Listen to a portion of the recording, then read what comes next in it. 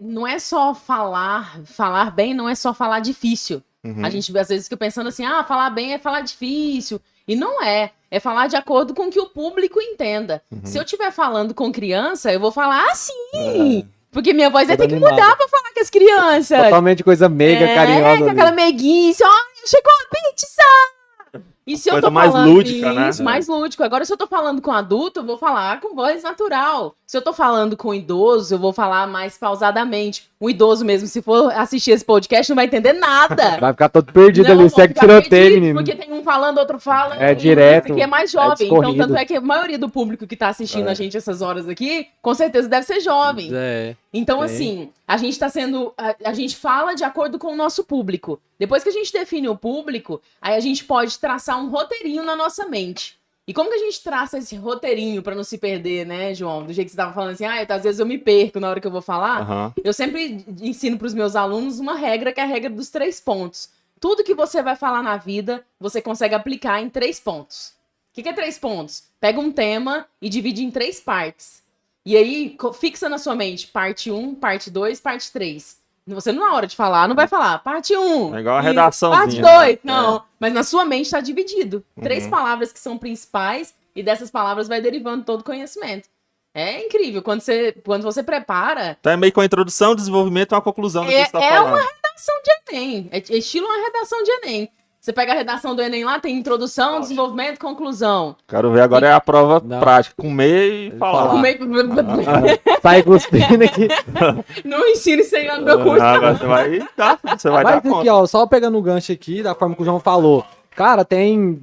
Igual ele explicou, tem a hora que a pessoa consegue transmitir aquilo tudo, né? Igual o João tem hora, igual ele acabou de falar, e tem hora que ele não sabe a hora certa de transmitir o que ele tá pensando, talvez por vergonha da pessoa, ou até medo da reação da pessoa.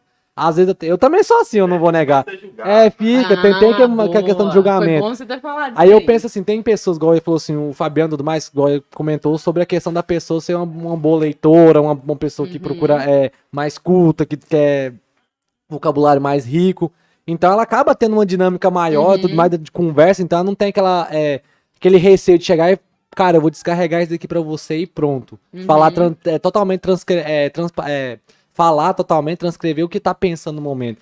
Eu acho que é aquela questão, por exemplo, tá com vergonha, na verdade, às vezes, da reação da própria pessoa, eu acho que a gente tem essa trava aqui. Então, as pessoas, elas não têm medo de falar em público. Ninguém tem medo de falar em público. As pessoas, elas têm medo de falhar em público. O que é muito diferente. Porque falar, todo mundo fala. Agora, falhar, a gente não quer, né? E às vezes a gente não tem medo do que a gente vai falar. Porque a gente se prepara, a gente estuda. Com certeza, quando você vai apresentar um trabalho, quando você vai apresentar em público, quando você vai falar qualquer coisa em público, você prepara. Nem que seja mentalmente, você preparou isso antes. Mas aí, às vezes, a gente pega aquilo que é mais poderoso em nós, que é a nossa vida, e coloca isso na mão de outra pessoa para ela nos julgar, para ela decidir se a gente tá bom, se a gente tá ruim.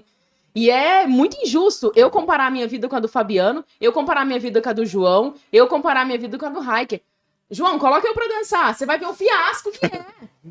Então, assim, às vezes, nossa, a Adriana é ótima de oratória, tá, mas é péssima na dança. Então, assim, se eu me comparo com a outra pessoa, eu tô dando mais poder pra outra pessoa do que pra mim mesmo. Cada um no seu quadrado. E exato, cada um no seu quadrado. E outra, se eu quiser me aperfeiçoar na dança, vou lá fazer uma aula de dança, eu tenho certeza que eu consigo aprender a dançar. Assim como quem quer aperfeiçoar na fala, vai lá, faz uma aula de oratória e com certeza vai conseguir se aperfeiçoar. Entendi.